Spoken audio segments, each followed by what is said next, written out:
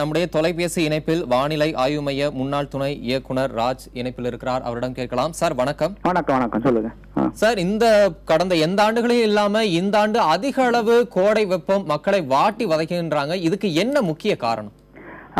முதல்ல கழிந்த ஆண்டுகள் இல்லாம இந்த ஆண்டுகள் இருக்குன்னு சொல்லும் போது அது சம்மர் முடிஞ்ச பிறகுதான் தெரியும். இப்போ அதாவது நமக்கு மார்ச் ஏப்ரல் மே 3 கோடை காலம் இல்லையா? இப்ப நம்ம ஏப்ரல் 15ஆம் தேதி வரும்போது நம்ம ஒன்லி ஹாஃப் வே த்ரூ, அதாவது பாதி தான் வந்திருக்கோம். என்ன ஒரு 1.5 மாசம் சம்மர் இருக்கு. அது முடிஞ்ச பிறகுதான் இந்த சம்மருக்கும் மற்ற சம்மருக்கும் நம்ம கம்பேர் பண்ண முடியும். இப்போ நீங்க தமிழ்நாட்டை நீங்க எடுத்துட்டேன்னா நீங்க இன்டீரியர் தமிழ்நாடு, அதாவது உள்பகுதிகளில் வெப்பம் கொஞ்சம் அதிகமாக இருக்கிறது. ஒரு கழித்த 3-4 நாட்களாக ஒரு 40 டிகிரிக்கு மேல நிறைய ஸ்டேஷன், இப்போ வேலூர், சேலம், மதுரை, திருச்சி, இது எல்லாமே 40-42 டிகிரி வரை உஷ்ணம் இருக்கிறது. நம்ம கோஸ்டல், அதாவது கடலோர பகுதிகளை பொறுத்தளவு சீ பிரீஸ் வரனால ஓரளவு உஷ்ணம் கட்டுப்பட்டு இருக்கிறது.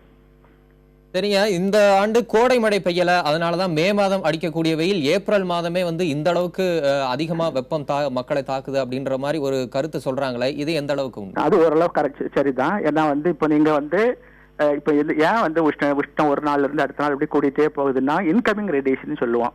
அதாவது சூரியன்ல இருந்து வரக்கூடிய ரேடியேஷன், அது ஒரு இன்கமிங் எனர்ஜி. வெளியே போறது அவுட் கோயிங் ரேடியேஷன் சொல்லுவோம். அப்ப இன்கமிங் ரேடியேஷன் இப்போ கொஞ்ச நாளாட்டு எந்த ஒரு தடையும் இல்லாம வந்துட்டே இருக்கு. ஏன்னா கொஞ்சம் கூட நமக்கு மேகமூட்டம் இல்லை. உள் தமிழ்நாட்டிலையும் சரி, கோஸ்டல் தமிழ்நாட்டிலும் சரி, மேகமூட்டமே இல்லை. அப்ப நீங்க ஒரு சேலம், மதுரை, திருச்சி மாதிரிப்பட்ட இடங்களை நம்ம எடுக்கும்போது ரேடியேஷன் வந்துட்டே இருக்கு. அதை கண்ட்ரோல் பண்ணக்கு எந்த ஒரு இதுன்னு சொல்லும் போது அந்த கொஞ்சம் ஒவ்வொரு நாளும் கொஞ்சம் இந்த டெம்பரேச்சர் கூடிட்டு ஒரு 40-42 டிகிரி அப்படி இருந்துட்டு இருக்கோம். நம்ம கோஸ்டல் ஸ்டேஷன்ஸ், இப்ப சென்னை, கடலூர் இதெல்லாம் எடுக்கும்போது சீ பிரீஸ், அதாவது நம்ம கடல் காற்று இருக்கனால ஓரளவு உஷ்ணத்தை தணிக்கக்கூடிய ஒரு வாய்ப்பு இருக்கிறது.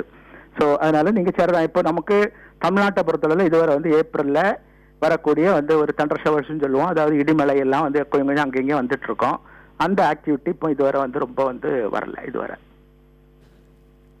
மக்கள் என்ன நினைக்கிறாங்கன்னா, இப்ப சித்திரை மாதம் கத்திரி வெயில இன்னும் ஆரம்பிக்கல, அதுக்குள்ள வெயில் இந்த அளவுக்கு வாட்டி வதைக்குது, இன்னும் கொஞ்ச நாள் போனா வெயிலோட தாக்கம் அதிகமா இருக்கும் அப்படின்ற ஒரு எண்ணமும் மக்களுக்கு இருக்கு. இதை நீங்க மக்களுக்கு என்ன சொல்ல விரும்புறீங்க?